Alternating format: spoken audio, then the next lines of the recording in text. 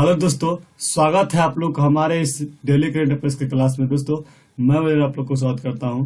दोस्तों आज हम देखने वाले हैं 12 नवंबर 2023 के जो भी इम्पोर्टेंट क्वेश्चन बनता है उसको। तो दोस्तों आज है दीपावली और आप लोगों को दीपावली की बहुत सारी शुभकामनाएं। आप लोग अच्छा से दीपावली को मनाइए। और उसके बाद क्या है दोस्तों, आप सभी को पता होगा कि आज ही के दिन क्या हुआ था कि भगवान राम अपने अयोध्या आए थे और उनके याद में ही दीपावली जो वहां के लोग मनाए थे, दिया को जला जला उनका स्वागत किया था। तो आप लोग जानते होंगे इस बारे में। तो यहाँ पर क्या है, आज दीपावली है और आप लोगों को दीपावली के लिए क्या है कि हमारे चैनल की ओर से आप सभी को ढेर सारी शुभकामनाएं। दोस्तों चलिए स्टार्ट करते हैं हम लोग आज का, यानी कि 12 नवंबर 2023 का जो भी इम्पोर्टेंट क्वेश्चन बनता है उसको देख लेते हैं। तो आइए, यह हमारा सिर्फ आप लोग को पता है कि पर डे सुबह चलता है और यह आज है हमारा 12 नवंबर 2023 का करंट अफेयर्स का क्वेश्चन। तो दोस्तों अगर आप लोग हमारे चैनल पर नए आए तो सब्सक्राइब कर लीजिए और हमारे वीडियो को लाइक कीजिए, शेयर कीजिए। तो स्टार्ट करते हैं। आज का पहला क्वेश्चन है कि हाल ही में राष्ट्रीय शिक्षा दिवस कब मनाया गया। बोल रहा है कि हाल ही में राष्ट्रीय शिक्षा दिवस कब मनाया गया। क्या 9 नवंबर को, 10 नवंबर को या 11 नवंबर को, या इनमें से कोई नहीं। तो दोस्तों क्या अभी हाल ही में राष्ट्रीय शिक्षा दिवस कब मनाया गया है, तो ये मनाया गया है 11 नवंबर को। कब मनाया गया, तो 11 नवंबर। मौलाना अबुल कलाम आजाद के जन्म कब हुआ दोस्तों, तो 11 नवंबर को हुआ था। और उन्हीं के याद में क्या होता है कि यहाँ पर राष्ट्रीय शिक्षा दिवस के रूप में मनाया जाता है, क्योंकि वह भारत के प्रथम शिक्षा मंत्री के रूप में वही चुने गए थे। कौन चुने गए थे, तो मौलाना अबुल कलाम आजाद। और इसीलिए क्या होता है कि प्रत्येक वर्ष राष्ट्रीय शिक्षा दिवस के रूप में 11 नवंबर को मनाया जाता है। नेक्स्ट है दोस्तों, पहला दूसरा क्वेश्चन है कि हाल ही में भारत और किस देश ने, यहाँ पर क्या है कि थोड़ा सा मिस टाइप हुआ है, भारत था और किस देश ने अपराध से बचने के लिए समझौता किया है। ठीक है, बोल रहा है कि क्या है कि हाल ही में भारत और किस देश ने अपराध से बचने के लिए समझौता किया था। पाकिस्तान, बांग्लादेश, उसके बाद नेपाल, इनमें से कोई नहीं। दोस्तों क्या है कि यहाँ पर है बांग्लादेश, पाकिस्तान, नेपाल, इनमें से कोई नहीं। तीसरा नेपाल। अभी क्या है कि हाल ही में भारत और नेपाल ने यह समझौता किया है। और क्या है कि यहाँ पर जो हमारा सैन्य बल है, सैन्य बल के साथ समझौता हुआ है। तो यह जो हमारा थल सेना है उसके साथ समझौता हुआ है। तो कहाँ हुआ है, तो नेपाल के साथ हुआ है। अगर हम लोग बात करें दोस्तों, नेपाल के साथ हुआ है, तो नेपाल की जो राजधानी है दोस्तों वह कहाँ है, तो आप लोग को पता होगा नेपाल की राजधानी कहाँ है दोस्तों। और बात कर लेते हैं नेपाल, देखिए यहाँ पर क्या है कि सबसे पहले अगर इसमें समझौता हुआ है तो क्या हुआ है, अपराध के लिए करके हुआ है। तो यहाँ पर करके हुआ कि जो हमारे सेना है, दोनों देशों के जब यहाँ पर क्या कहते हैं जो भूमि सेना है, उनके साथ क्या होता है दोस्तों किसी प्रकार की झड़प न हो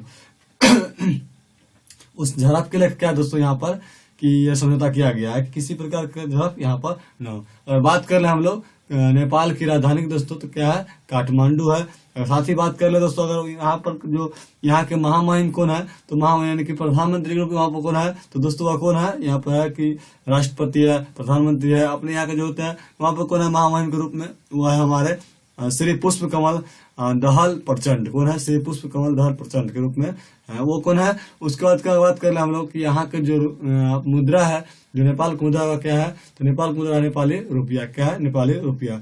नेक्स्ट दोस्तों हम लोग बात कर ले अगला क्वेश्चन की।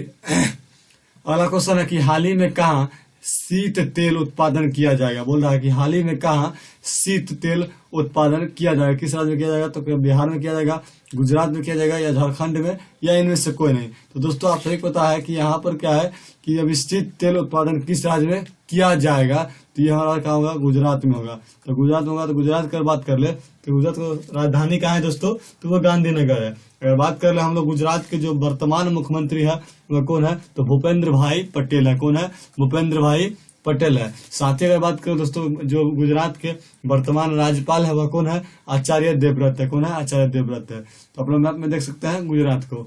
नेक्स्ट है दोस्तों क्वेश्चन कि हाल ही में विश्व बैंक द्वारा किस देश के बैंक सर्विस को 150 मिलियन डॉलर दिया गया है। बोल रहा है कि विश्व बैंक के द्वारा सहायता के तौर पर दोस्तों क्या है कि सहायता के तौर पर विश्व बैंक के द्वारा क्या है, किस बैंक के सर्विस को 150 मिलियन डॉलर दिया गया है। तो क्या हुआ, पाकिस्तान को, अमेरिका को, श्रीलंका को, या इनमें से कोई नहीं। तो दोस्तों आप लोग मैप में देख रहे हैं यहाँ पर श्रीलंका को। और श्रीलंका क्या हुआ कि अभी वर्तमान में यहाँ पर क्या मिला है, विश्व बैंक के द्वारा 150 मिलियन डॉलर जो है दिया गया है। तो किसको दिया गया है, तो श्रीलंका को दिया गया है। अब अगला हम लोग बात करें दोस्तों, तो श्रीलंका को जब दिया गया है तो ये हमारा क्या है, मैप में श्रीलंका। आप लोग देखते होंगे इंडिया के नीचे जो एक अंडाकार आकृति की रहती है श्रीलंका की, आप लोग मैप में देखते जानते होंगे, ये क्या है, श्रीलंका की बात कर लेते हैं। तो श्रीलंका के वर्तमान जो अभी हमारे प्रधानमंत्री कौन है, तो दोस्तों वो है दिनेश गुणवर्धन है। कौन है, दिनेश गुणवर्धन सॉरी। उसका क्या दोस्तों, अगर बात कर ले हम लोग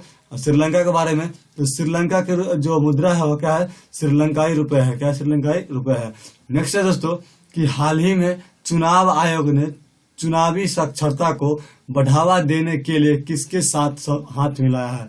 यहाँ बोल रहा है कि हाल ही में चुनाव आयोग ने चुनावी साक्षरता को बढ़ावा देने के लिए किसके साथ हाथ मिलाया। दोस्तों यहाँ पर चुनाव आयोग की बात कर ले तो चुनावी साक्षरता की बात कर ले, यहाँ पर यह है कि जो चुनाव करवाता है चुनाव आयोग, उसमें जो साक्षरता की जरूरत पड़ती है उसको बढ़ावा देने के लिए किसके साथ समझौता किया, सो पूछ रहा है।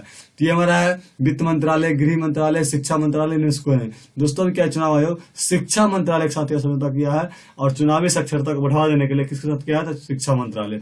अगर बात कर रहे हैं दोस्तों शिक्षा मंत्रालय, तो शिक्षा मंत्रालय भारत के अभी वर्तमान में शिक्षा मंत्री कौन है, तो धर्मेंद्र प्रधान है। कौन है, श्री धर्मेंद्र प्रधान है। अगर साथ ही बात करें दोस्तों हम लोग चुनाव आयोग की, तो चुनाव आयोग का गठन कब हुआ था दोस्तों, तो इसका गठन हुआ था 25 जनवरी 1950 में।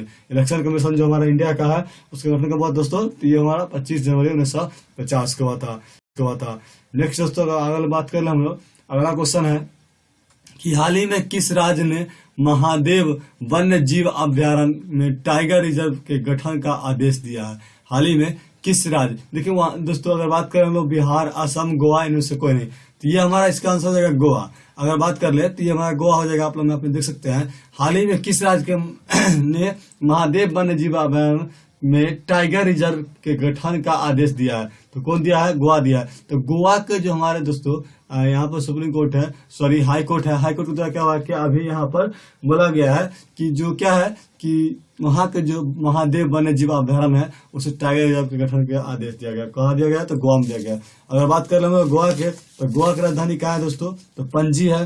अगर बात कर रहे हैं गोवा का जो वर्तमान मुख्यमंत्री कौन है, प्रमोद सावंत है। कौन है, प्रमोद सावंत है। और साथ ही बात कर रहे हैं गोवा के जो राज्यपाल है वो कौन है, तो PS श्रीधरन पिल्लई है। कौन है, PS श्रीधरन पिल्लई है।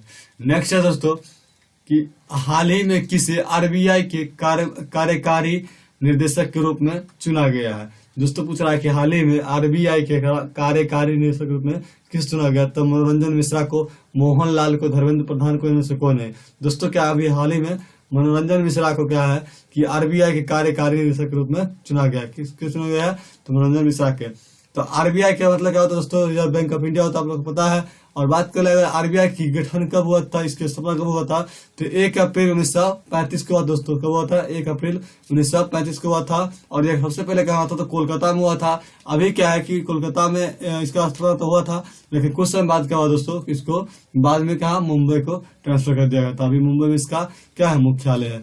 नेक्स्ट है दोस्तों अगला क्वेश्चन है कि हाल ही में देश के मुख्य सूचना आयुक्त के रूप में किसे चुना गया है। तो यहाँ पर मुख्य सूचना आयुक्त के रूप में किसे चुना गया दोस्तों, तो चुना गया है हीरालाल सामरिया को। किसे चुना गया, हीरालाल सामरिया को। नेक्स्ट है दोस्तों, अगर देखिए आप सभी पता होगा कि जब मेरा यह सीरीज खत्म होती है तो लास्ट में एक रहता है बजरंग बांडू, जो आप लोगों के लिए रहता है, जिस क्वेश्चन का आंसर आप लोग को कमेंट बॉक्स में देना आता है। कमेंट बॉक्स में जाइएगा और इसका आंसर आप लोग को देना है।